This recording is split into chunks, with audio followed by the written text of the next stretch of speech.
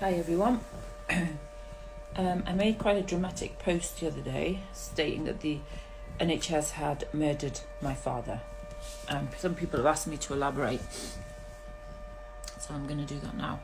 Excuse me if I look as rough as a bag of knackers, but that's just the way I'm rolling.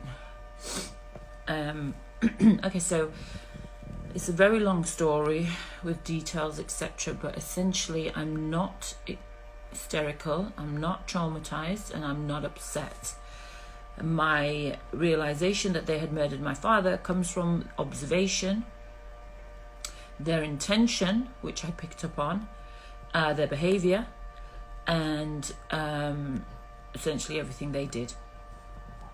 Okay, so my dad went in with a lung infection in his left lung, minor lung infection. On the Tuesday, was prescribed doxycycline, which is a broad spectrum antibiotic, which he started to take. But doxycycline is not to be taken when you're laid down and to be taken with food.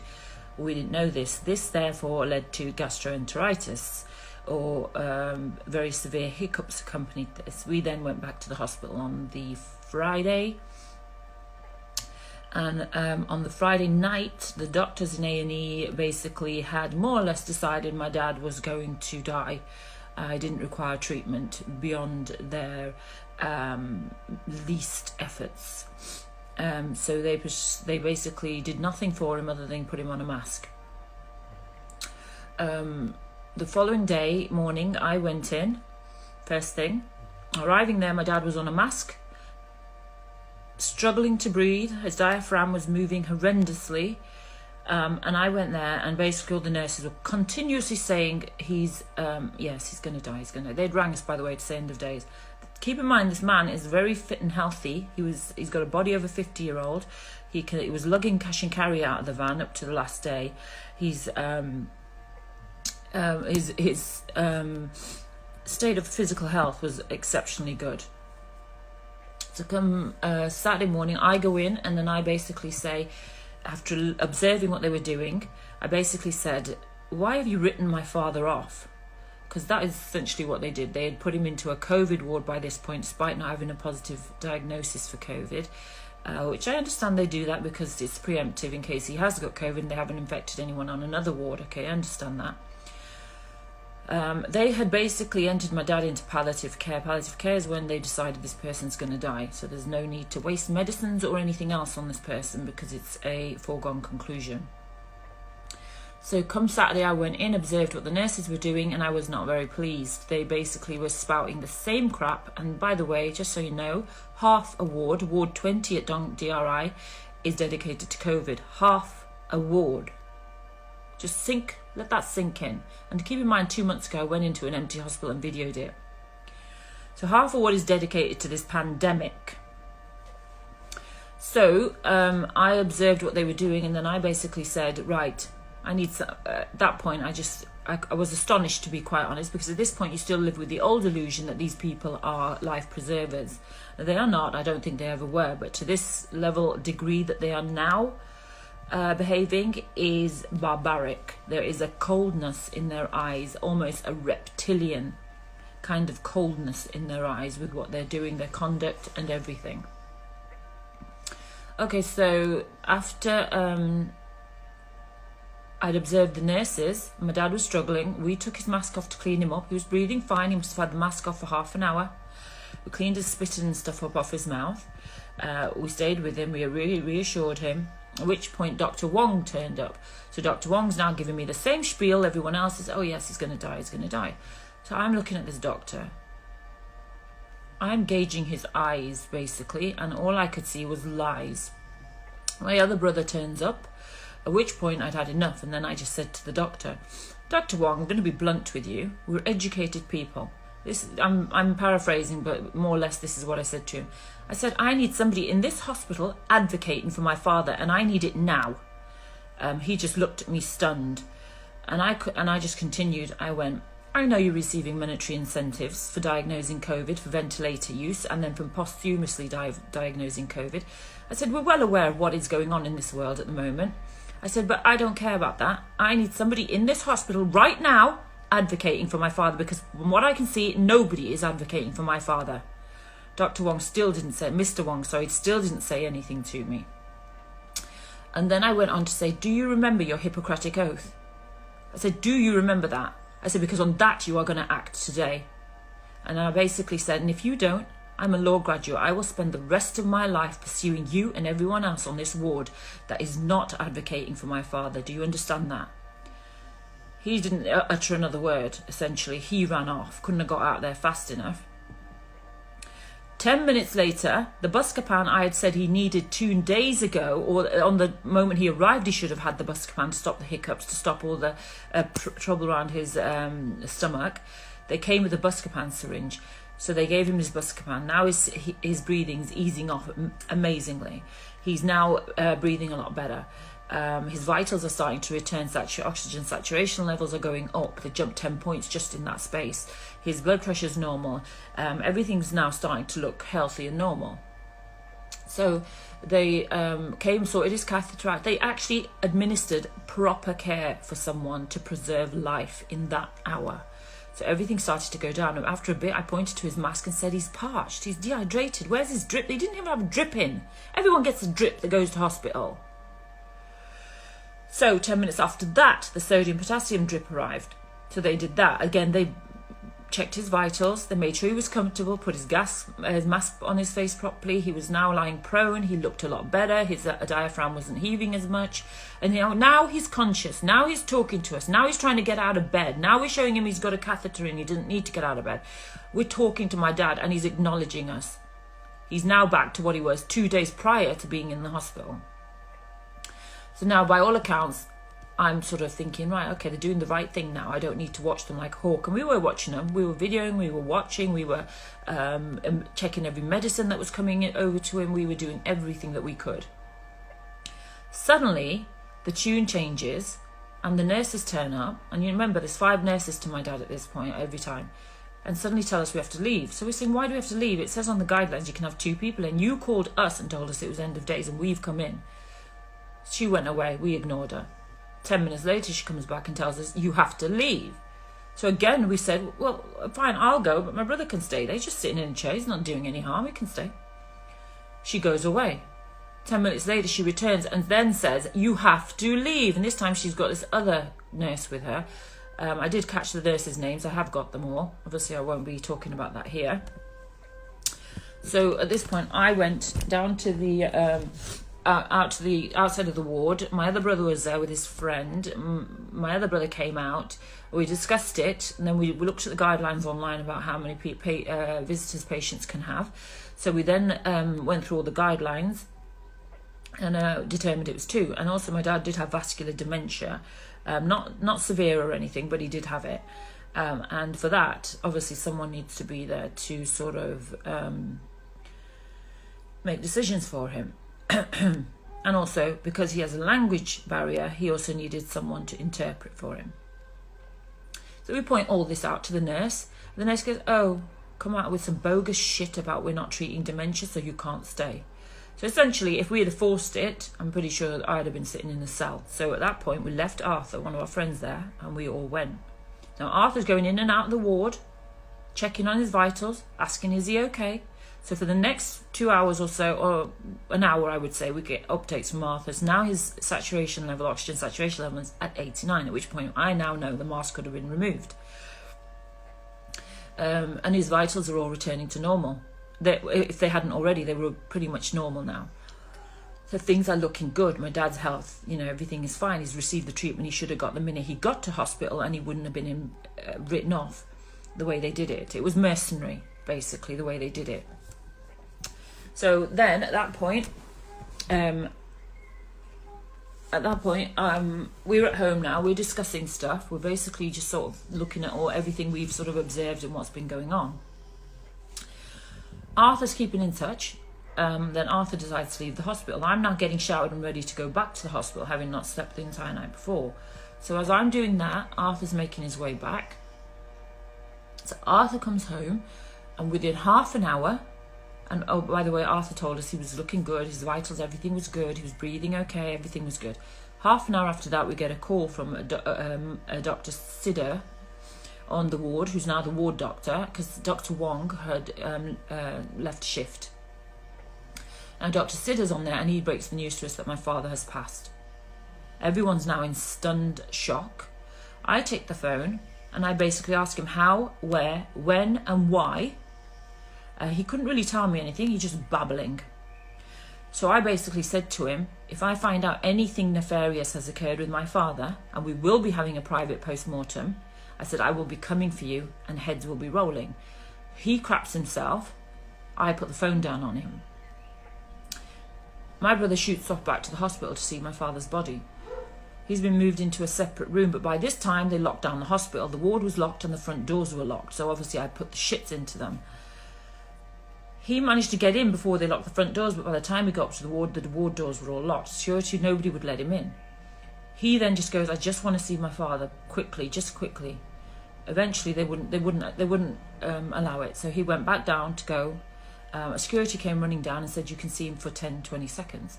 So at which point my brother went back up, he went into the room, and my father just looked like he was sleeping. And he then left and came home. Now, I don't make accusations willy-nilly. The reason I'm now saying that the NHS has murdered my father, because beyond a shadow of a doubt, I believe that they did. Now, I know what the legislation is, all the new legislation, the coronavirus, the Control of Public Disease Act, and I know also the guidelines for the hospitals that are issued before and during this pandemic. I've read what they do with morphine and what their morphine use is, and what sort of guidelines they're given around that. I've read everything. I know why and who they diagnosed with COVID. I know all of it, because all I do is bloody read and research. That's all I do. Okay, so at that point now, we're all sat at home in absolute stunned shock, because this was a man who was active, walking about, happy. He was perfectly fine up until he got this minor chest infection. And now he's dead.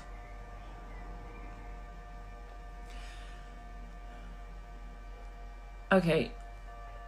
However, as usual, it's always the people that are left behind that now have to pick up the pieces and that now have to suffer. Just to make this clear, I'm not gunning for anyone and I'm not looking into the future.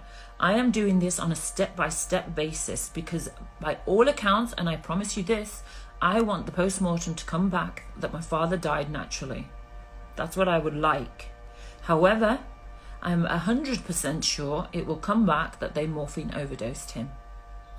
Even though I expressly told them in the morning when they mentioned morphine that my father is not to have any morphine. Although his heart was absolutely strong. He had such a strong heart. There was nothing wrong with this man other than the lung infection. Keep that in mind. So, I won't go into too much detail about what's going on, but suffice to say it has been reported as a murder to the police, and now we are going to continue down the road of investigation. Of course, I don't want to go down this road. I'm not in the mood for a huge legal battle. I don't want to take the NHS on.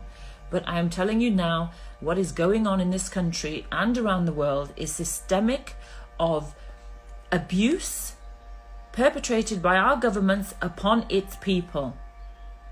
And the abuse extends even into arenas such as life preservers are now abusing their very Hippocratic oath they took, and they are taking life and they are no longer preserving it.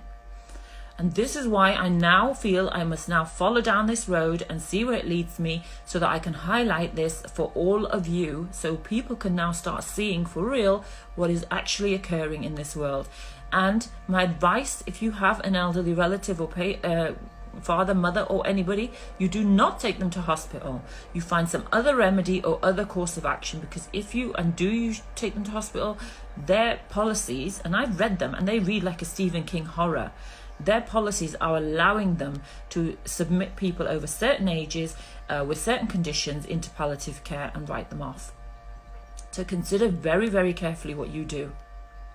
Because I would have now thought I would have preferred to have took my chances at home with my dad, because I could have bought the Buscopan at the pharmacy. We could have done all of this ourselves. He would have been fine and here today. However, this must be addressed because it cannot be allowed to continue.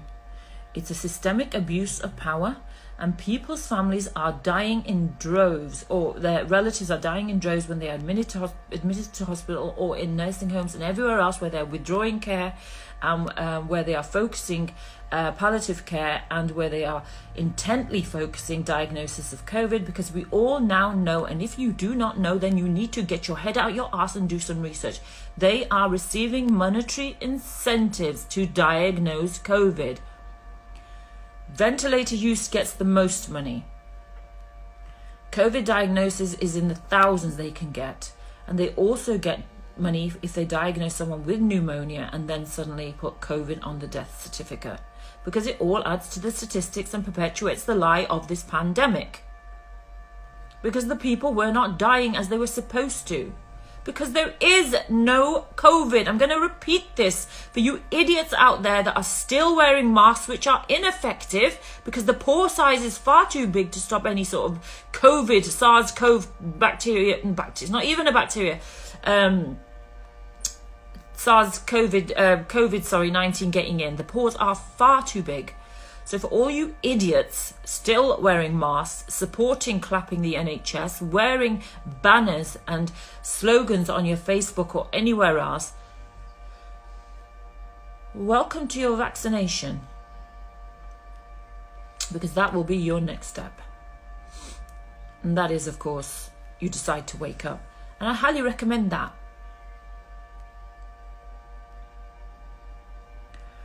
So now we're picking up the pieces. We can't even have a proper, in Indian families, obviously people come and pay their respects as and when they want.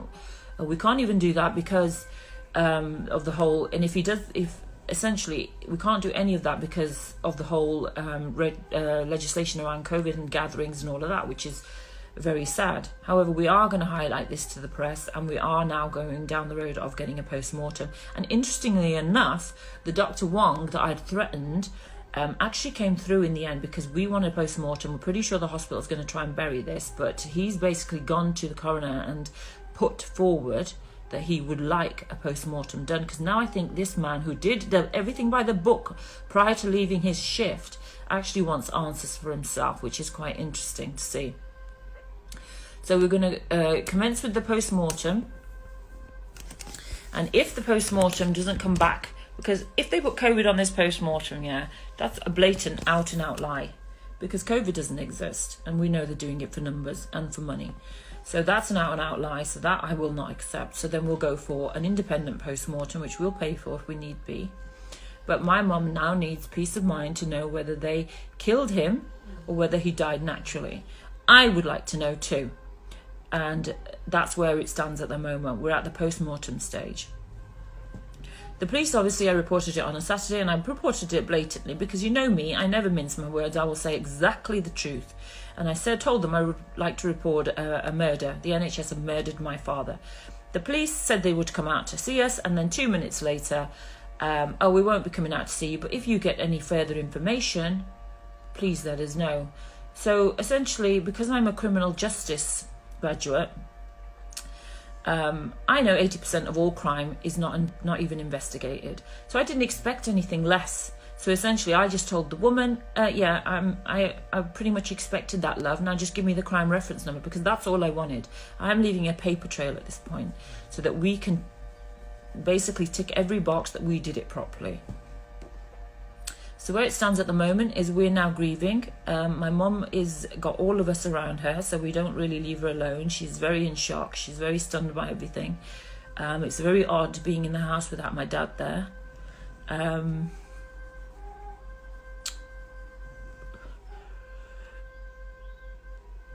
And the main thing that is so upsetting is that all of this is so very unnecessary. We could have took him out of hospital. They didn't have to do what they did. We could have took him home. And then if he had died at home and it had been naturally, then that would have been, you know, a lot better than what had happened. He died alone. They sent us away. And I pray that he wasn't conscious for that period. And I pray also that he wasn't in any pain. But you know, even though that's irrelevant now because he's in bliss, and that is what I'm going to remain focused on. It's hard because I miss his face.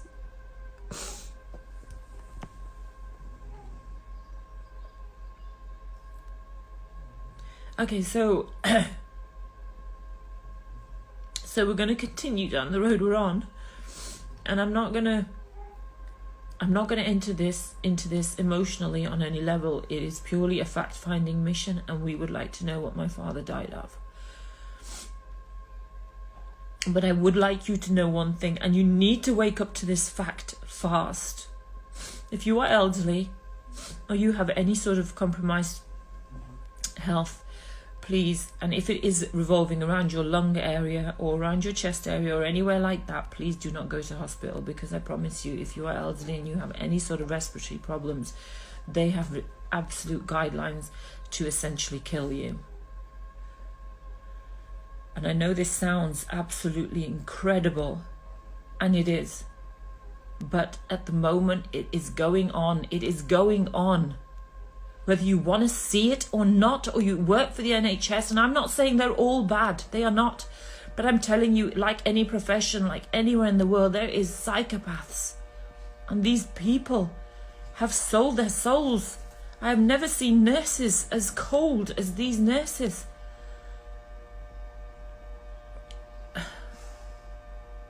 And if we hadn't been any smarter than the average person that went in there and gets intimidated, the words and phrases they use, I'm doing everything I can, I've maxed out, there's nothing else I can do. They use these phrases because the simple person is going to fall for it and think, oh, okay.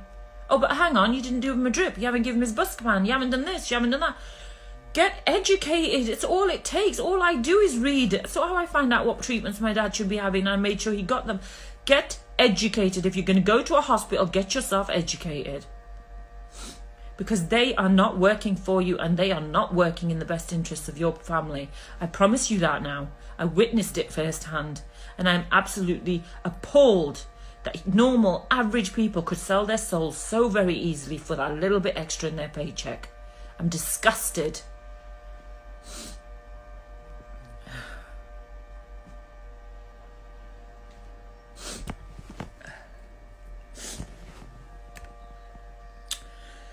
Okay, on a different note, I do wish to say something else. And I noticed that the world has gone, even though you thought it couldn't have gone any more mental, it really has lost the plot. And what's going on in the States, which will now come over here, over this George Floyd fake killing. And if you don't know that by now, then you clearly are not paying attention. So I suggest you start paying attention. George Floyd is not dead. The evidence is all out there to support this. Even a picture of him attending his own bloody funeral is out there. He was a crisis actor, just like every other person that is antagonizing these riots and causing them to be violent. And just for your information, all of these riots are occurring in democratic states. We know Trump is a Republican. The Democrats are losing. They are getting desperate. Hence the actions they are now taking, defunding the police, getting all the police to stand aside while all the looting and rioting is going on. And then you've got Soros dragging Antifa into it. This isn't about Black lives. It never was. People are angry, and I understand that, because we have lived in this dark, oppressive world for so very long. And people know something is so very wrong, but they are not channeling their rage and anger into constructive things. Because ultimately, when they defund the police, and this is what they're trying to do, but they will bring in martial law, and when they bring martial law in, it will be a hell of a death count. So if anyone in this country is thinking of getting their asses out, you need to stop and think. You're just playing into their hands. Just stop.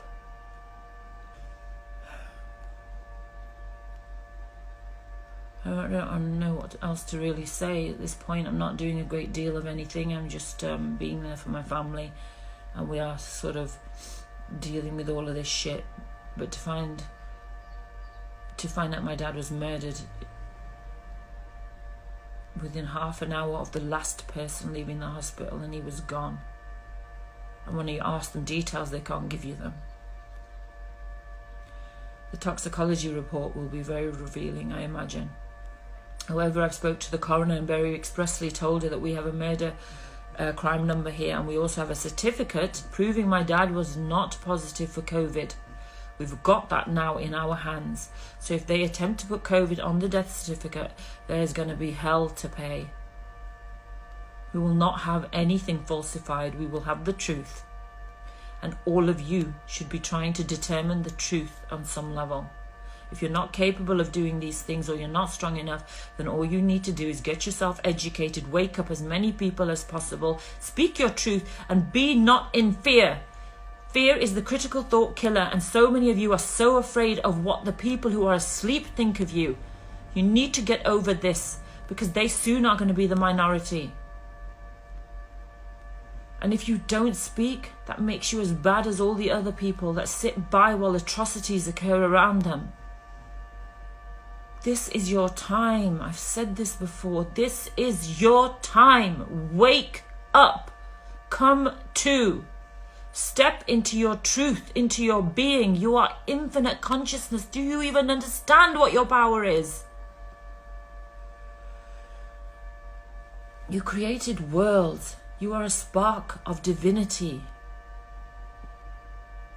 Just because you've forgotten doesn't make it any less true.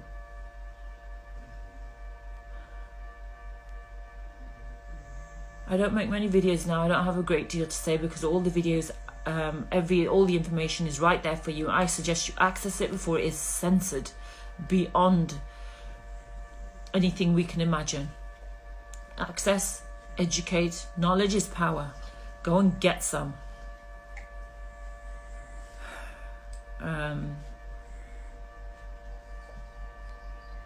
There is so much going on in this world right now.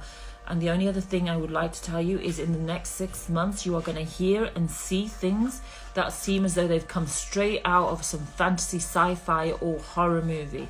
You are going to be seeing so many things that are going to blow your mind. Again, you must remain centered. Control your state of being. Choose how you wish to feel. And then observe everything, but do not ever become part of it. Don't participate in it, and don't allow it to affect you. It really is that simple. We can draw in our new world so very easily, but we just need to get on the same page.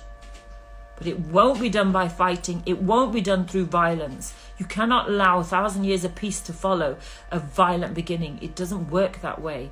This time we have to be on the right footing, which means it must be peace. And yes, it means you must forgive everybody.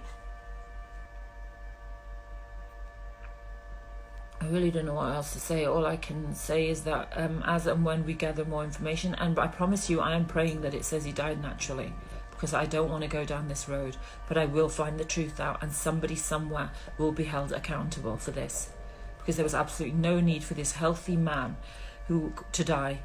He was trying to get out of bed, for God's sakes. I wished I'd just let him go and then took him home. But the last moment when they tried to get us out of there and we went, and I wished I hadn't gone. I wish I'd just stayed outside the ward.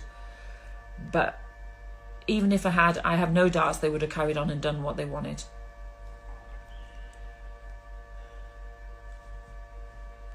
It's unnecessary. It doesn't need to occur. They don't get to dictate who lives and who dies. Just because everyone in our government has been paid off by Gates and WHO and everyone else, and everyone in the USA government's been paid off, and all around the world. That's how this works. They pay people off. Hancock owns shares in pharmaceuticals. Go digging. Go investigate. Boris Johnson's on their payroll. Everybody gets paid. Because if you think the government's handling of this COVID is anything but a fucking shit show, you have got a screw loose. When did your common sense depart you to such a degree that you can believe everything your government is telling you? When? And at what point did you decide, I'm not going to question this? My biggest dismay throughout this entire thing has been the attitudes of the asleep, of the people that don't want to know, the people that are fighting to defend their flipping lie that they have been living. Those people, they're dangerous, those people. They're capable of a great deal of atrocities. And they're the same people who are now out looting and rioting and causing mayhem because they are asleep. If they weren't so asleep, they would realize what they are doing and they wouldn't go down these roads.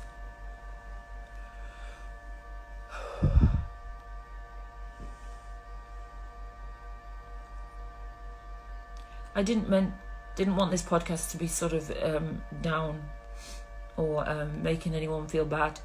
I've said the little piece I wanted to say, and I hope I've explained where I'm coming from. I'm certainly not irrational.